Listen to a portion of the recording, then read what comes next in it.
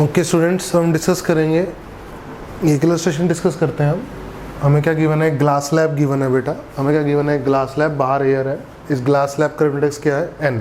ठीक है बेटा, हमसे क्या बोला गया, ए बी फेस पे ए बी फेस है, ये बी सी फेस है बेटा। जो लाइट इंसिडेंट हो रही है वो ए बी फेस पे हो रही है और नॉर्मल से कितना एंगल बनाती हुई हो रही है, θ1 एंगल बनाते हुए हो रही है। ठीक है बेटा, हमसे क्या बोला गया, what can be the minimum value of n। सबसे छोटी वैल्यू n की क्या पॉसिबल है, सबसे छोटी वैल्यू n की क्या पॉसिबल है कि रे जो मेरी एंगल पे आए, ए बी एंगल पे इंसिडेंस हो, वो बी सी फेस से ना निकले, बी सी फेस से एमर्ज ना हो, चाहे θ1 कुछ भी हो, चाहे θ1 एंगल ऑफ इंसिडेंस कुछ भी एंगल रहा हो। ठीक है बेटा, अब हम क्या करेंगे, तो ऐसे न्यूमेरिकल को पढ़ने के लिए हम इस पर एंगल मानेंगे θ2। ठीक है बेटा, और यहाँ एंगल मानेंगे हम θ3 की नॉर्मल, अब ऐसा होगा। ठीक है बेटा, और हम बाहर, उसने कहा रे बाहर ना जाए, ठीक है, तो हम जान के बाहर निकाला करेंगे और कहेंगे ये R3 एंगल है।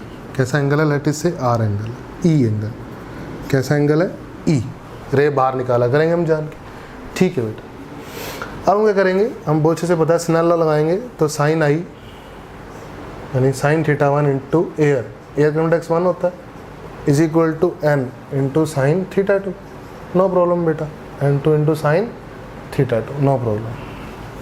ठीक है बेटा, ध्यान से देखिए, ये एंगल 90 है, तो ये θ2 प्लस θ3 कितना है, 90 डिग्री है, नो प्रॉब्लम। और sine θ3 into n is equal to what, air into sine e, air into sine e, that should be greater than what, 1।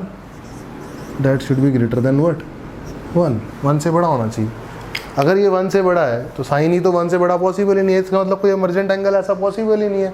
इसका मतलब रे मेरी क्या कर रही है, टोटली रिफ्लेक्ट ही कर रही है, रे मेरी क्या कर रही है बेटा, टोटली रिफ्लेक्ट ही कर रही है। कंडीशन लग गई है ना, this is the condition. Okay, no problem. Now n into sine θ3, sine θ3 is what, 90 minus θ2, that means cos θ2 will be greater than what, 1, will be greater than what, 1, no problem beta। and n sin θ2 is equal to what, n sin θ2 is what, n sin θ1 is equal to what, sin θ1, no problem।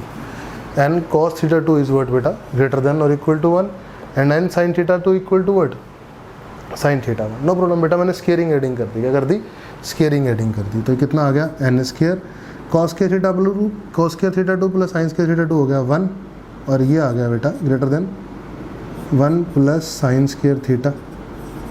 तो n कितना आ गया, n बड़ा होना चाहिए 1 plus sine square theta 1 से, n हमेशा बड़ा होना चाहिए, n हमेशा बड़ा होना चाहिए 1 प्लस साइन स्केयर थीटा 1 से। अब ध्यान से देखिए बेटा, ध्यान से देखिए ना, आप एक बात आइए, ये θ3 छोटे से छोटे एंगल के लिए θ3 अगर छोटे से छोटा एंगल है और उसके लिए अगर मैं TIR कर दूं, तो θ3 से बड़े एंगल के लिए, यानी जो मैंने अगर छोटे से छोटा एंगल के लिए TIR किया तो उससे बड़े एंगल के तो कंफर्म TIR होगा।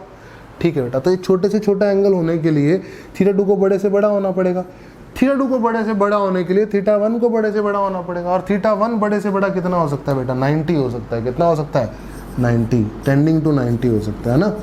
तो n क्या होना चाहिए, ग्रेटर देन √2 होना चाहिए, n should be greater then what, √2। हमें मिनिमम वैल्यू पूछी थी n की, तो n मिनिमम वैल्यू कितनी होनी चाहिए n की, √2। n की मिनिमम वैल्यू क्या होनी चाहिए, √2, क्योंकि बेटा अगर ये 90 डिग्री को टेंड करता हुआ एंगल आया तो ये θ2 बड़े से बड़ा आएगा, θ2 बड़ा से बड़ा आएगा तो θ3 छोटे से छोटा आएगा, और उस छोटे से छोटे के लिए मैंने अगर यहाँ TIR कर दिया, तो बेटा अगर यहाँ पर उससे बड़ा एंगल हुआ, यहाँ पर उससे बड़ा एंगल हो, तो कंफर्म TIR हो रहा है। तो this is the condition, this is the condition for